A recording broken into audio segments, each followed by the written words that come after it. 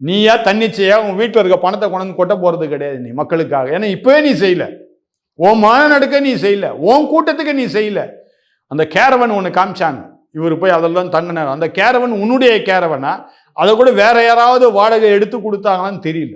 எத்தனையோ கோடின்றாங்க, கோடிகள் இருக்காது, அது பொய்யான கருத்து. அது சில லட்சங்கள் இருக்கும். ஆனா அந்த லட்சங்கள் கூட உன் பாக்கெட்ல இருந்து வரலன்னு நான் சொல்ல வரேன். நான் அது யாரோ கொடுத்தது, நீ வந்து தங்கிட்டு போயிட்ட. நீ இதான் உன்னுடைய நிலைமை. இதுல நீ ஏன் மத்திய அரசை பற்றி நீ பேசுற? உன்னால மாநில அரசு டிஎம்கே கூட உன்னால மோத முடியல, உன் படங்கள் ஜெயிக்க முடியல. அதனால என்ன பண்ண, நீ கட்சியை ஆரம்பிச்ச. ரெட் ஜாயிண்டோட மோத முடியல. உன்னுடைய நண்பன் தான் உதயநிதி. உதயநிதி வேற யாரும், உன் நண்பன் தான். உன்ன மாதிரி சினிமாக்காரன் தான் அவன், இல்லையா? அவன்கிட்ட போய் மோது, உனக்கு தைரியம் இல்லைல்ல. அதுக்காக மக்களை திரட்டி ஒரு கட்சியை ஆரம்பிச்சு மக்கள் வயிற்றுல அடிக்கிறிய. இப்போ இந்த மாநாடுக்கு வந்தவங்களாம் என்ன உன் செலவுலையா வந்தாங்க? நீ காசு கொடுத்து கூப்பிட்டு வந்தியா? பாவம், அவன் வீட்டு அவன் கூலிக்காரனாக இருப்பான்.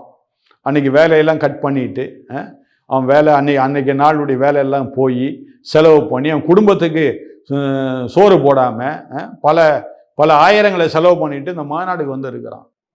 புத்தி இல்லாதவனுங்க இவன் பேச்சை கேட்டுட்டு வந்துட்டு இருக்கிறாங்க. இவனுடைய ஒரே ஒரு இதுனா, இவன் சினிமா படம் ஓடணும், இதுக்காக ரெட் ஜாயிண்ட்டை மோதணும், இதுக்கு ஒரு கட்சி வேணும். தமிழக வெற்றி கழகம்னு இவர் வச்சுக்கிட்டாரு பேரை. நீ வெற்றி அடைய போறதே இல்லை தம்பி ஜோசப் விஜய்.